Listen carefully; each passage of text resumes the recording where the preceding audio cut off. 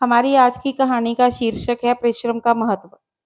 एक किसान ने अपने परिश्रम से बहुत पैसा कमाया, बहुत सारी ज़मीनें खरीदी, गाय-भैंसें ली, कई नौकर-चाकर उसके खेत में काम करने लगे और अब उसकी ज़िंदगी बहुत अच्छी हो गई और वह आराम से अपना जीवन जीने लगा। कुछ समय बाद उस किसान की मृत्यु हो गई, अब सारी ज़िम्मेदारी उसके बेटे पे आ गई।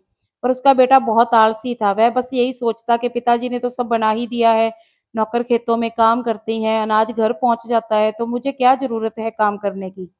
कुछ समय तक तो सब ठीक चलता रहा, फिर धीरे-धीरे उसे नुकसान होने लगा, खेतों से अनाज कम आने लगा, गाय-भैंसों के दूध में भी अब उसे मुनाफ़ा नहीं होता था।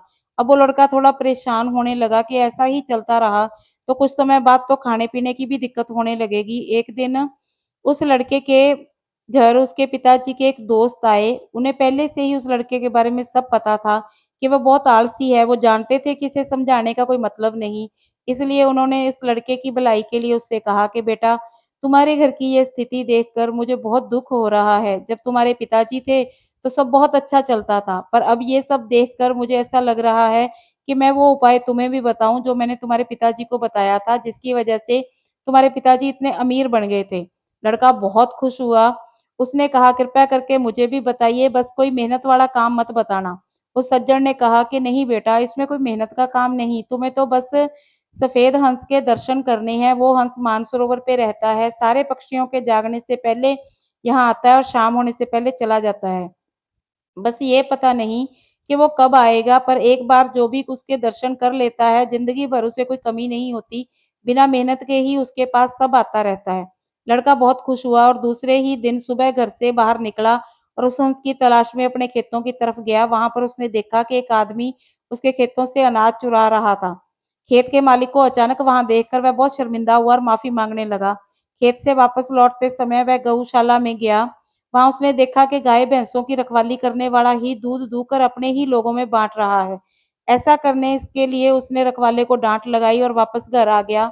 नाश्ता करने के बाद तुरंत बाद वो फिर से हंस के दर्शन के लिए खेतों की तरफ चला गया। वहां पहुंच के उसने देखा कि इतना समय हो गया पर खेतों पे काम करने वाले मजदूर अभी तक नहीं आए। जब मजदूर आए तो उसने उन्हें भी डांट लगाई। सफेद हंस की तलाश में वो लड़का अब रोज सुबह ही अपने घर से निकल जाता। उसके डर से उसके मजदूर समय से काम पे आने लगे, पूरे मन से काम करने लगे। उसके खेतों से और गौशाला से अब दूध की चोरी होना भी बंद हो गई। पहले की तुलना में अब उसे मुनाफा होने लगा और उसकी आमदनी बढ़ गई। एक दिन उसके पिताजी के दोस्त फिर से उसके घर आए। उन्हें देखकर लड़के ने बोला कि सफेद हंस तो अभी तक नहीं दिखा, पर मुझे उसकी खोज में ही लगा हूँ, तब से बहुत लाभ होने लगा है। पता नहीं वो जिस दिन दिख जाएगा उस दिन तो फिर क्या होगा। उसके पिताजी के दोस्त हंसने लगे और बोले, तुम अभी तक नहीं समझे, परिश्रम करना ही वो सफेद हंस है जो परिश्रम करना बंद करके अपना काम नौकरों पे छोड़ देता है। उसे हमेशा नुकसान का सामना करना पड़ता है, और जो खुद परिश्रम करता है और अपनी देखरेख में अपने काम करवाता है, उसे अपेक्षा से अधिक फायदा होता है। तो हमें इस कहानी से ये सीख मिलती है कि आलस करने से कुछ नहीं होता, बल्कि जो कुछ है वो भी धीरे धीरे चला जाता है। इसलिए हर इंसान को चाहिए कि वह अपना काम पूरी ईमानदारी और परिश्रम के साथ करे। बिना मेहनत के कुछ लोग सफल ज़रूर हो जाते हैं, पर उनकी सफलता दिन तक ज़्यादा दिन तक नहीं चलती।